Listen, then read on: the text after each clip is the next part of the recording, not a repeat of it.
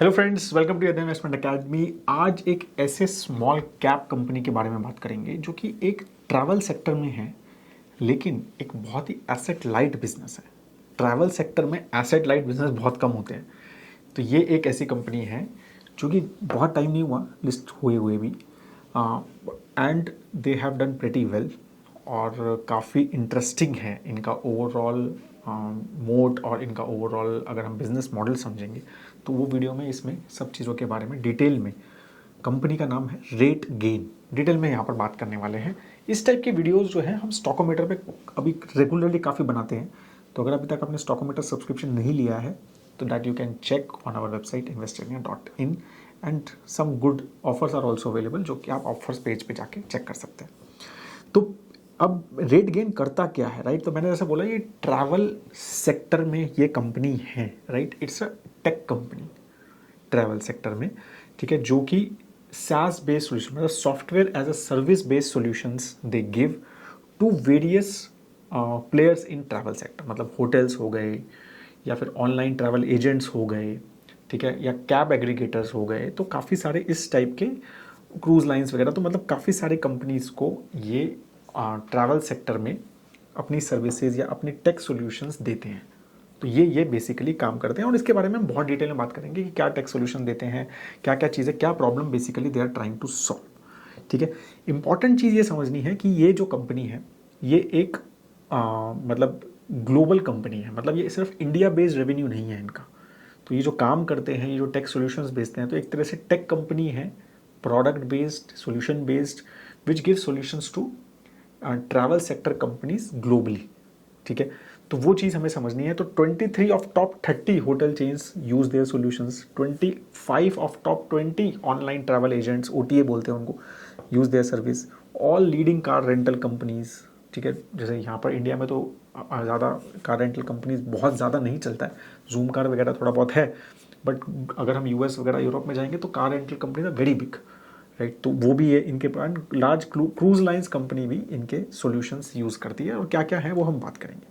तो travel sector में take का काम क्या है? ऑब्वियसली ट्रैवल सेक्टर में बहुत ज़्यादा टेक्नोलॉजी का आजकल यूज़ हो रहा है और हर जगह आजकल यूज़ हो रहा है। तो अगर आप ये चार्ट देखेंगे, ठीक है, तो यू विल रियलाइज कि ट्रैवल सेक्टर में क्या क्या सॉल्यूशंस चल रहे हैं मार्केट में। ठीक है, ऑब्वियसली रेट गेन इन सब में सॉल्यूशन अवेलेबल नहीं है, but I just wanted to tell you कि ट्रैवल सेक्टर में बहुत छोटी छोटी जगह पे, ऑपरेशनल में, रेवेन्यू मैनेजमेंट में, मार्केटिंग में, गेस्ट एक्सपीरियंस में, बहुत सारे आजकल अगर हम होटल्स में भी जाते होंगे तो चेक इन हमारा ऑनलाइन होने लग गया है, ऑनलाइन वेबसाइट बुकिंग होती है, तो बहुत सारी चीज़ें हम टेक ओरिएंटेड हो गया है इन अवर वेकेशन प्लानिंग दिस डेज, है ना?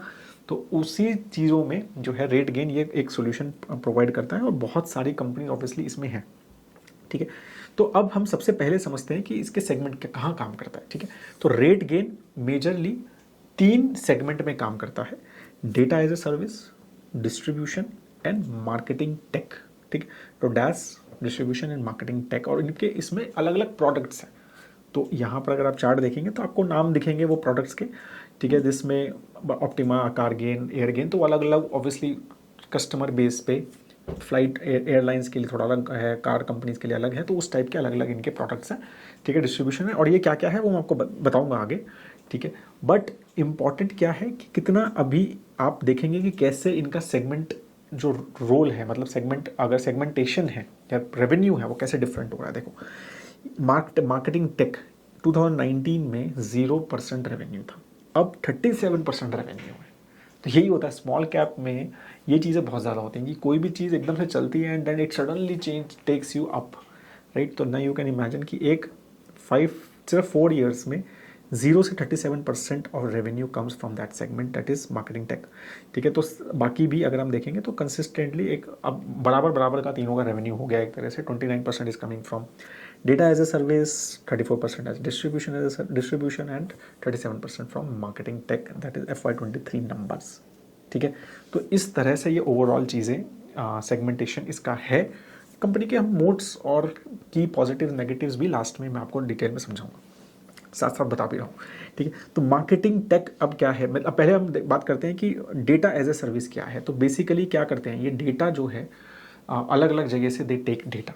क्या data? Revenue data, pricing data, right, कि कौन सा होटल किस टाइम पे कितने प्राइस पे बिक रहा है, कौन सी एयरलाइन किस टाइम पे कौन सी कार कंपनीज का मतलब रेंटल प्राइस करंटली क्या चल रहे हैं, पास्ट में क्या चल रहे हैं, हॉलीडे सीजन में क्या चलते हैं, नॉन हॉलीडे सीजन में चलते हैं, वीकेंड पे क्या चलते हैं, फ्राइडे को क्या चलते हैं, राइट। ये सब डेटा काफ़ी सारी कंपनीज को चाहिए कि भाई मैं अपनी प्राइसिंग किस हिसाब से सेट करूँ, ठीक है, और कितना ज़्यादा margin I can take on those particular thing, कितना ज़्यादा डिस्काउंट दूँ, कितना नहीं दूँ, ये सारी कितने सारे क्वेश्चंस आपको लगता है इन सब कंपनीज को रहेंगे, है ना।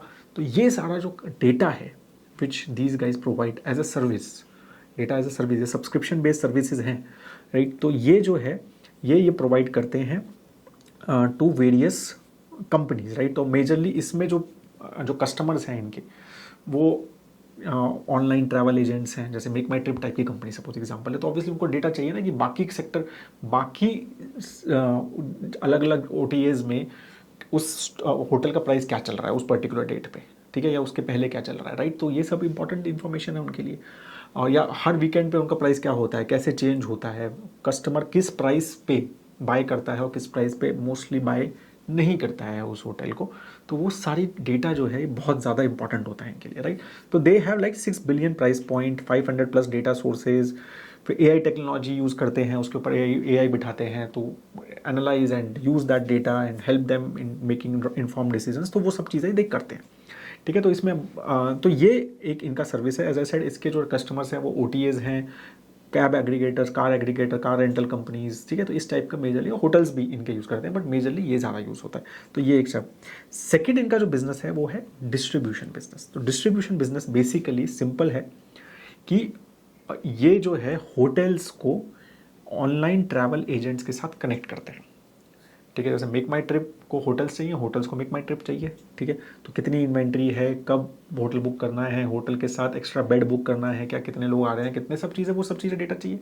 तो वो जो कनेक्शन है वो रेट गेन जो है वो प्रोवाइड करता है विद देयर प्रोडक्ट्स, राइट। तो इसलिए क्विकली कनेक्ट करना है, कॉस्ट इफेक्टिवली। अभी OTAs बहुत सारे हो गए हैं, अभी मेक माई ट्रिप अलग ही लेना है, क्लियर ट्रिप हम इंडिया में ही बताऊँ मैं, तो मैं ग्लोबल तो और भी है, राइट। तो मैं तो इंडिया के एग्जांपल्स के साथ आपको समझा रहा हूँ, बट ये ऑब्वियसली इंडियन एग्जांपल नहीं है, इट्स अ ग्लोबल कंपनी, ठीक है।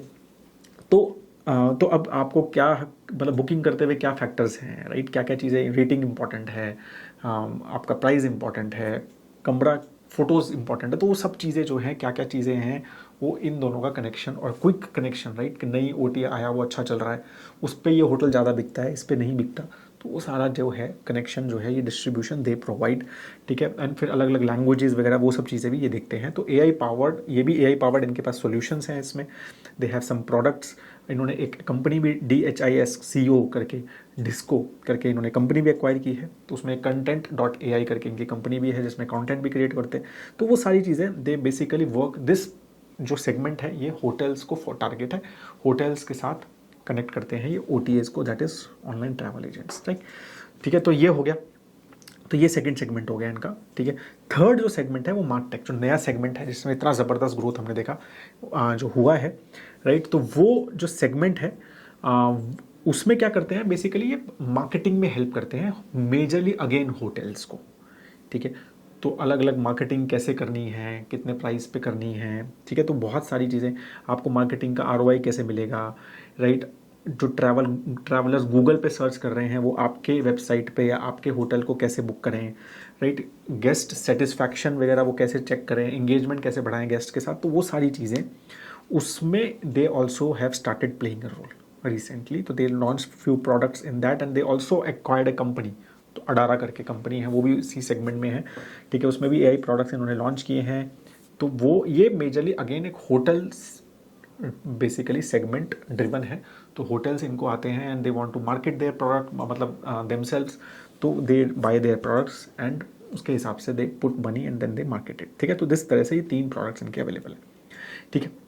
अब इसमें क्या है, ऑब्वियसली इनकी जो प्राइसिंग है वो काफ़ी डिफरेंट रहते हैं इसमें, राइट। अगर हम डेटा एज ए सर्विस को देखें तो सब्सक्रिप्शन मॉडल है और हाइब्रिड मॉडल भी है। सब्सक्रिप्शन एंड अगर आप उस पर से ट्रांजेक्शन जितने आप डेटा अलग अलग सोर्सेज निकाल रहे हो तो उसके बेसिस पे भी दे चार्ज, ठीक है। डिस्ट्रीब्यूशन में अगेन मेजरली सब्सक्रिप्शन मॉडल, उसमें भी ट्रांजेक्शन मॉडल भी है कि आप किसके साथ कनेक्ट कर रहे हो, कितनी ज़्यादा डेटा निकाल रहे हो, ठीक है। तो उनके साथ जो जो चीज़ें चाहिए तो वहाँ पर भी ट्रांजेक्शन मॉडल है।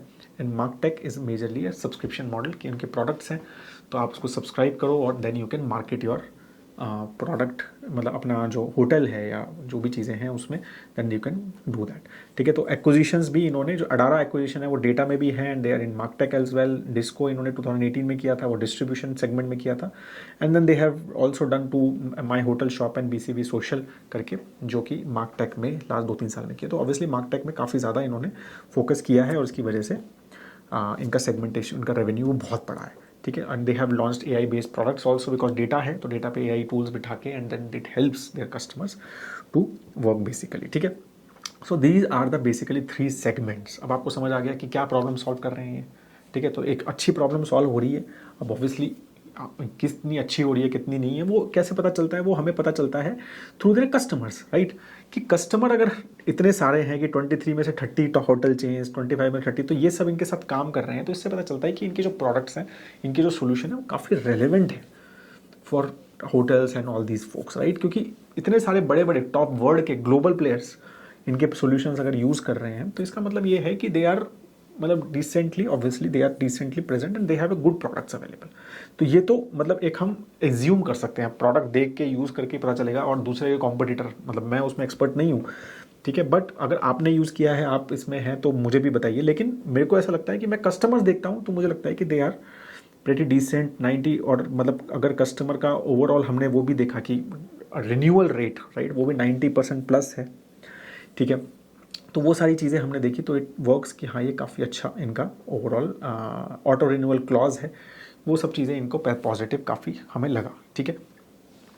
तो इन्होंने ये भी चीज़ें काफ़ी ट्रांसपेरेंटली बताई हैं कि भाई वर्ल्ड में ओवरऑल 100,000 होटल्स हैं। ठीक है। जिसको हम ये सॉल्यूशंस बेच सकते हैं। ठीक है। अभी हम सिर्फ 400 होटल्स में ही मार्केटिंग, जो इनका जो थर्ड सेगमेंट है उसको करते हैं and then there are lot of, काफ़ी बड़ी एड्रेसेबल मार्केट है इनकी। ठीक है। तो इनके पास ओवरऑल इनकी जो की मार्केट है वो टोटल जो है वो 3 लाख होटल्स की है। ठीक है। सब कुछ अगर हम मिलाएं, ठीक है, जो मिड मार्केट और हाई मार्केट इनका जो ओवरऑल ग्लोब में है, तो उसके हिसाब से, एंड ऑब्वियसली 80% रेवेन्यू इनका होटल्स ही देते हैं। 20% revenue comes from OTAs and car rental companies and everything. ठीक है। तो इस तरह से इनका टोटल ये वर्क करते हैं and majorly obviously major presence इनका US एंड यूरोप में ही है। ठीक है। तो दैट्स हाउ इनका है करंटली। अगर हम रेवेन्यू मिक्स देखें तो gross revenue retention 90% revenue retention है, कस्टमर रिटेन्स। 95 था वो कोविड से पहले, कम हुआ 89, अब 90 के आसपास चल रहा है। रेवेन्यू बाय एंगेजमेंट सब्सक्रिप्शन से जो 32% आता है, ट्रांजैक्शन से 25% आता है और हाइब्रिड सब्सक्रिप्शन प्लस उससे 42% आता है। ठीक है। और ऑब्वियसली लेजर जो इनका जो मॉडल है वो लेजर बिजनेस पे ज़्यादा काम करता है। Revenue by geography North America से 56%, majorly US I am sure. ठीक है। यूरोप से almost 30% business and Asia Pacific से 11% बिजनेस इनका आता है। Revenue by customer, top 10 customer contribute around 32%, और वो कम हो रहा है। 42 था, 44 हो गया FY20 में, अब 32% कम्स फ्रॉम टॉप 10 क्लाइंट्स। तो diversification and dependence on top customers is reducing as well. ठीक है। तो that is also good thing. So overall काफ़ी एक अच्छा पॉजिटिव नंबर्स, पैरामीटर्स और जो हम इंडिकेटर्स हैं वो दिख रहे हैं यहाँ पे। ठीक है। एक्विजिशंस के बारे में ऑलरेडी हैव टॉक्ड। ठीक है। तो अब हम बात करते हैं, फिर लास्ट में मैं आपसे बात करूंगा positive negative, but overall high growth sector है ये। ठीक है। तो यहाँ पर अगर आप ये चार्ट देखेंगे जो कि HDFC सिक्योरिटीज से हमें मिला, तो OTA रेवेन्यू, मतलब ओवरऑल ग्लोब में after Covid crisis travel sector काफ़ी अच्छे से ग्रो कर रहा है और आगे भी एक्सपेक्टेड है कि काफ़ी अच्छे से ग्रो करेगा। ठीक है। तो online travel, airline business, hospitality business, vacation rental business, car rental business, तो ये काफ़ी सारे, अगर हम कैगर देखें नेक्स्ट 2-3 ईयर्स के, काफ़ी स्ट्रॉन्ग कैगर्स हैं और ग्लोबल कैगर्स हैं। ठीक है ना। तो 17-18%, मतलब सैम जो है इनका, which is serviceable available market जो है रेट गेन प्रोडक्ट्स का, राइट, वो भी 17-18% से ग्रोथ का एक्सपेक्टेशन है which rate gain has given. ठीक है। तो very strong growth is expected at least in next 3-4 years in their segment. तो ये सेगमेंट ग्रोथ है। ऑब्वियसली अब अगर इन्होंने मार्केट शेयर गेन किया, वो सब चीज़ें की, तो उसमें अलग इनका प्लेयर रह सकता है। तो it's a very high growth sector जो कि एक्सपेक्टेड है, और जिस तरह से नंबर्स इन्होंने यहाँ पर दिए हैं हमें, राइट। तो अगर हम गवर्नेंस का भी देखें तो एक स्ट्रॉन्ग, मतलब अगर हम देखें तो काफ़ी अच्छा प्रमोटर होल्डिंग है, अराउंड 56% प्रमोटर होल्डिंग है। तो इवन तो एक स्टार्टअप माना जा सकता है, राइट। तो उसमें एक अच्छा खासा प्रमोटर ने अपने पास पैसा रखा हुआ है, ठीक है। काफ़ी स्ट्रॉन्ग DIIs और FIIs का होल्डिंग है, अराउंड 15% DIIs का होल्डिंग है विद स्मॉल कंपनी, 5,000 करोड़ की कंपनी है, ज़्यादा बड़ी कंपनी नहीं है, ठीक है। FIIs का भी 4% का इन्वेस्टमेंट है, राइट। तो अगर ये पब्लिक में भी देखें 25%, राइट, इसमें भी कॉर्पोरेट्स जो हैं वो ऑलमोस्ट 10% करते हैं इंक्लूड, राइट। और ओवरसीज कॉर्पोरेट जो है वो 7% करते हैं। तो basically actually retail investors like सिर्फ 10% ही है इस कंपनी में। तो पता चलता है कि भाई अच्छा खासा इंस्टीट्यूशंस होल्डिंग है, अच्छा खासा प्रमोटर का स्किन इन द गेम है, ठीक है। कोई ऐसी प्लेजिंग वगैरह नहीं है, तो वो सब चीज़ें एक ठीक ठाक लगती हैं, ठीक है। IPO ज़्यादा पुराना नहीं है, एज आई सेड कि जनवरी 2021 में आई थिंक आया था, तो काफ़ी टाइम नहीं हुआ है उसको। और जो भानु चोपड़ा जी जो इनके CEO हैं और फाउंडर हैं, राइट, तो उनका भी अगर मैंने थोड़ा सा हिस्ट्री देखा तो काफ़ी इंटरेस्टिंग दिखा मुझे, राइट। तो 2004 में उन्होंने एक कंपनी स्टार्ट की, he was at Deloitte before that in US। उनको वहाँ पर दिखा कि भाई ये काफ़ी इंडिया में स्कोप है ओवरऑल सॉफ्टवेयर बिजनेसेस का। तो ही केम बैक टेक्निकल टैलेंट को लेवरेज करने के लिए, ठीक है। 2004 में उन्होंने अपने साउथ दिल्ली घर में ये स्टार्ट किया बिजनेस, राइट। तो पहले इन्होंने B2C थॉट प्रोसेस से दिया, फिर इनको लगा नहीं है B2B इज़ बिगर, ठीक है। एक्सपीडिया इनका काफ़ी बड़ा क्लाइंट बना, ठीक है। 2011 में एक कंपनी ने इनको एक्वायर करने की बात की, तो इन्होंने उसको लिए मना कर दिया, ठीक है। और फिर देन ही स्टार्टेड, और फिर ऑब्वियसली कोविड आया तो उसमें काफ़ी ज़्यादा प्रॉब्लम्स क्रिएट हुई, ठीक है। 2015 तक it was a completely bootstrap business, 2004 से 2015 तक, ठीक है। उसके बाद they basically took a private equity investment 2015 में, ठीक है। इनका हमेशा बॉटम लाइन पे काफ़ी फोकस है, काफ़ी क्लियरली बोलते हैं कि भाई हम स्टार्टअप ट्रेंड के अगेंस्ट हम एग्रेसिव टॉप लाइन ग्रोथ के अलावा we give a lot of control and focus on our bottom line as well, मतलब प्रॉफिट ग्रोथ पे भी हम बहुत फोकस करते हैं, ठीक है। तो उस चीज़ में एक इंटरेस्टिंग मतलब मुझे ऐसा लगा कि फोकस प्रॉफिट्स पे भी एक अच्छा खासा है, ठीक है। तो ये सारी चीज़ें तो काफ़ी उस हिसाब से अगर हम थोड़ी जर्नी देखी इनकी और सब चीज़ें देखी तो एक काफ़ी इंटरेस्टिंग मतलब लगी कंपनी थॉट प्रोसेस के हिसाब से। और एक और चीज़ मुझे अच्छी लगी गवर्नेंस में कि काफ़ी क्लियरली इन्होंने मतलब ओवरऑल इनका इशू साइज जो था वो 1300 करोड़ रुपए का था। अच्छा, कुछ जो नेगेटिव्स में है वो भी बता देता हूँ। 1300 करोड़ का था, उसमें फ्रेश इशू 375 करोड़ का ही था, 950 करोड़ का ऑफर फॉर सेल था, ठीक है। ऑफर फॉर सेल 950 में से उनका कोई एक इन्वेस्टर था वैगनर करके, वो 727 करोड़ लेके गया। जो प्रोमोटर्स हैं उन्होंने भी सेल स्टेक बेचा था, ठीक है। तो 172 करोड़ जो है भानु जी हैं और 5.5 करोड़ मेघा जी हैं, उन्होंने भी अपना सेल बेचा था। 172 करोड़ का भानु जी ने क्या किया, घर खरीदा था उन्होंने, ठीक है। अभी कुछ 3-4 महीने पहले he bought A home of 127 crore rupees. तो पर्सनल रीजन के लिए ही sold that, which is okay ना, आपका आपने कंपनी बनाई है, आपको एक अच्छे घर में रहना है, तो आई थिंक दैट्स फाइन। मतलब ऐसा लगा, दैट्स व्हाट, ये लगा कि ऐसा लगता है कि वो पैसे से इन्होंने घर लिया। तो ओवरऑल फिर भी एक अच्छा, एज अ सेड स्टिल एक 55% का है ओवरऑल, तो वो मुझे ज़्यादा ऐसा टेंशन नहीं है, राइट। तो that was a good thing. और दूसरा एक और चीज़ मेरे को बहुत अच्छी लगी, जो इनकी प्रेजेंटेशन देखेंगे आप, तो जो IPO में पैसा मतलब जो उन्होंने रेज़ किया था, राइट, 375 करोड़ रुपीज़, जो कि न्यू फ्रेश इशू था बेसिकली, उसका क्लियर हिसाब देते हैं ये, ठीक है। तो मतलब अगर आपने लेटेस्ट प्रेजेंटेशन देखी होगी कि भाई 85 करोड़ हमने यहाँ यूज़ किया, 25 करोड़ हमने यहाँ यूज़ किया, 80 करोड़ हमने यहाँ यूज़ किया, इतना एक्विजिशन में यूज़ किया, तो वो बहुत ही ज़बरदस्त चीज़ लगती है मुझे। मतलब तो ट्रांसपेरेंसी, मैंने कुछ अर्निंग कॉल्स वगैरह भी अटेंड करी, तो काफ़ी ट्रांसपेरेंट है, डेटा जिस तरह से देते हैं तो काफ़ी ज़्यादा, जितना मतलब रिक्वायरमेंट है बाय लॉ उससे ज़्यादा ही डिस्क्लोज करते हैं, ट्रांसपेरेंटली बात करते हैं। तो वो सारी चीज़ें थोड़ी पॉजिटिव मेरे को दिखी from management and governance perspective, ठीक है। और वैसे कोई नेगेटिव अगर बाकी हमें कोई न्यूज़ दिखी नहीं गवर्नेंस पर्सपेक्टिव से, ठीक है।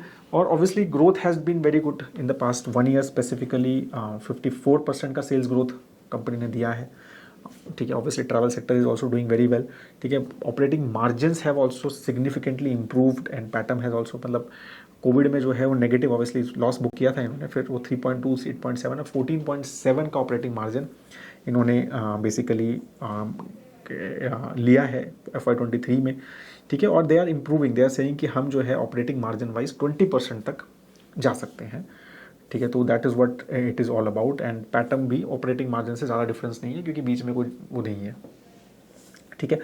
तो और एक और चीज़ इन्होंने बोली कि बहुत ही इंटरेस्टिंग, कि हम जो है जो अपने नए प्रोडक्ट्स बनाते हैं, ठीक है, वो हम कैपिटलाइज नहीं करते उस पैसे को, वो एक्सपेंस में दिखाते हैं, ठीक है। इसीलिए एक्चुअली हमारा मार्जिन जो है वो अराउंड 30% है, ठीक है। तो हम जो मतलब नए नए प्रोडक्ट्स बना रहे हैं और ऑब्वियसली वो उनको बनाते रहने पड़ेंगे क्योंकि ये बहुत इनोवेटिव और नई नई चीज़ें करती रहनी पड़ेंगी टेक सेक्टर में, ठीक है ना। तो दैट्स व्हाट दे सेड कि एक्चुअली अगर उनके ग्रॉस मार्जिन देखेंगे तो 30% प्लस है, ठीक है, but because their expenses on new product development is very high, ठीक है। So that's why their margin are lower. अगर हम उसको हटा दें तो मार्जिन 30% प्लस है, तो मार्जिन वाइज भी एक स्ट्रॉन्ग कंपनी लगती है, ठीक है। एंड ऑर्गेनिकली ग्रोथ भी ठीक ठाक है और इनऑर्गेनिक ग्रोथ भी काफ़ी फोकस है और हमने एक्विजिशंस देखे कंसिस्टेंटली किए हुए हैं इन्होंने, ठीक है। सो ये है डेट फ्री कंपनी है, फ्री कैश फ्लो जनरेट कर रही है, 52 करोड़ का फ्री कैश फ्लो जनरेट किया है FY23 में। तो दो are one good things which they have we can see from a small cap company perspective. Debt free in small cap is good thing, right. अगर only worry for me is obviously P valuation around 60 plus हो गया है अभी with good numbers in last financial year, ठीक है। तो stock भाग भी गया है कुछ रिसेंटली, ठीक है। तो ऑब्वियसली हमने जब उसके नंबर्स अलग अलग केस देखे, सब चीज़ें देखी, तो हमें अभी भी बेस केस में एक अच्छा ग्रोथ मुझे लगता है कि नेक्स्ट 5 ईयर्स में हमने जो निकालने की कोशिश की, नेक्स्ट 4 to 5 ईयर्स में जिस तरह से मार्केट ग्रोथ एक्सपेक्टेड है, सब चीज़ एक्सपेक्टेड है, तो अभी भी हमें एक मतलब 15% के आसपास का ग्रोथ इस स्टॉक में at this level in next 5 years, मतलब हमारे नंबर्स के हिसाब से, again there are too many assumptions which goes into it, but वो दिखता है एक बेस केस में, ठीक है। बियर केस में ऑब्वियसली कम है, बट एक बेस केस में हमें वो नंबर दिखता है, ठीक है। So that is what it is. तो पॉजिटिव्स लास्ट में तो बहुत हाई ग्रोथ सेक्टर में है, टेक बेस्ड बिजनेस है, ठीक है। तो which India is very strong, right. हमारे पास स्किल्स अवेलेबल हैं, हम टेक बेस्ड, उसमें कुछ इशू नहीं है। प्रोडक्ट है टेक में, प्रोडक्ट सर्विस बेस्ड बिजनेस नहीं, प्रोडक्ट बेस्ड बिजनेस है, ठीक है ना। तो उसमें ऑब्वियसली मार्जिन ज़्यादा होती हैं, ऑपरेटिंग लेवरेज क्रिएट होती है क्योंकि आपके जो प्रोडक्ट्स चलने लग जाते हैं तो उतने ही नंबर ऑफ रिसोर्सेज में आप मोर नंबर ऑफ लोगों को लीड कर सकते हैं, जैसे गूगल और अमेजोन कर सकते हैं, राइट। तो प्रोडक्ट बेस्ड बिजनेस है टेक में विच इज़ वेरी इंटरेस्टिंग और इंडिया में बहुत कम कंपनीज है उसमें, राइट। कस्टमर प्रोफाइल बहुत स्ट्रांग लगती है, जिस तरह से वो बताते हैं कि 25 में से 30 और ये सब चीज़ें तो काफ़ी स्ट्रांग है, तो मतलब अच्छे प्रोडक्ट्स बनाते हैं, उससे ही पता चलता है। Promoter holding skin in the game है, इवन दो स्टार्टअप्स में स्किन इन द गेम वाला प्रमोटर है। गुड ट्रांसपेरेंसी और गवर्नेंस, उसके बारे में आप बात करी है। और स्विचिंग कॉस्ट हाई होती है मोस्टली इस टाइप के प्रोडक्ट बेस्ड बिजनेस में। भाई आपको, मैं एज ए कस्टमर हूँ तो मुझे अगर इनके डेटा के साथ इंटीग्रेशन हुआ है, मुझे इनके डेटा देखने की आदत है, तो अगर ये इंप्रूव करते रहे और नई नई चीज़ें करते रहे तो it's very tough for me to switch to another person, because change in technology is not easy, right. That's why 90% से ज़्यादा रिटेंशन रेट है क्लाइंट का, ठीक है ना। तो स्विचिंग कॉस्ट हाई है, तो उसमें भी ये ऐसे बिजनेस में है जिसमें स्विचिंग कॉस्ट हाई है, ठीक है। तो एक कंसिस्टेंटली मुझे लगता है कि रेवेन्यू अगर एक डिसेंट इनोवेशन करते रहे तो आता रहेगा। Negatives, right, obviously they are global player है, मतलब अब इंडिया तो है नहीं, ठीक है। तो ग्लोबल है तो बड़े बड़े कॉम्पिटिशन है, ठीक है। बहुत बड़े बड़े कॉम्पिटिटर्स इनके हैं, प्लेयर्स, बिलियंस ऑफ डॉलर्स की कंपनीज हैं जो इनके कॉम्पिटिटर्स हैं, ठीक है। तो obviously it's not easy for them to always innovate and keep on competing and always. तो वो चीज़ है कि कब तक मतलब करेंगे क्या, कंसिस्टेंटली कर सकते हैं, आई एम श्योर कर सकते हैं, बट कॉम्पिटिशन है, स्ट्रॉन्ग कॉम्पिटिशन है, ठीक है। ट्रैवल सेक्टर एक रिसेशन प्रोन सेक्टर है, जैसे रिसेशन आता है ट्रैवल सेक्टर की हालत ख़राब हो जाती है। तो ट्रैवल सेक्टर वर्क्स ओनली, मतलब थोड़ा साइक्लिकल है, थोड़ा फेस्टिवल बेस पे है, और जैसे इन्होंने बोला मेजरली इनका revenue leisure based business travel से नहीं, लेजर बेस्ड ट्रैवल से आता है, तो वो बिजनेस जो है वो काफ़ी साइक्लिकल, स्मॉल साइक्लिकल बिजनेस है और रिसेशन बेस्ड बिजनेस है। तो वो चीज़ हमें समझनी है कि भाई अगर थोड़ा रिसेशन आया तो ट्रैवल सेक्टर नीचे, बुल मार्केट आया तो एकदम अच्छा, तो वो थोड़ा सा चीज़ें हमें सेक्टर वैसा है, ठीक है। काफ़ी सारे जो इनके प्रोडक्ट्स हैं जो ये बेचते हैं बड़ी बड़ी होटल चेन्स को, इन सबको, तो वो ऐसा लगता है, कभी इन्होंने खुद ही बताया है कि वो ऐसा भी हो सकता है कि वो खुद इस टाइप के प्रोडक्ट्स बना लें, कोई बड़ी बात नहीं है उनके लिए, क्योंकि वो इतनी बड़ी कंपनीज है, जैसे हिल्टन टाइप की कंपनी हो गई, राइट, या मैरियट टाइप की कंपनी हो गई, तो they are such big companies, they may think कि अरे हम खुद ही कर लेते हैं, इनको क्यों पैसे दें।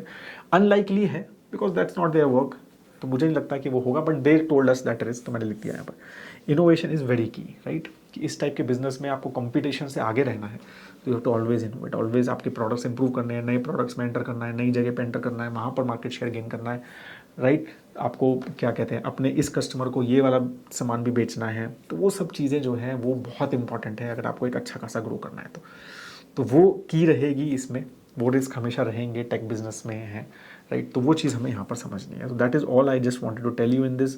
ओवरऑल एक काफ़ी इंटरेस्टिंग कंपनी है हमारे small and mid cap portfolio में, very closely we are watching it, it's not part of it portfolio yet, but हमारी डेफिनेटली हमारी शॉर्टलिस्ट में ये कंपनी है, ठीक है। तो मैंने आपको रिस्क भी बताया, तो वो सब चीज़ें हैं। रिसेंटली लिस्टेड है, अभी 1-1.5 साल हो गया, तो अभी एक डिसेंट डेटा आ गया है इनका, 2-3 कॉन कॉल्स भी हो गई हैं, तो वो सब चीज़ें हमने समझा है, तो कंपनी काफ़ी इंटरेस्टिंग लग रही है।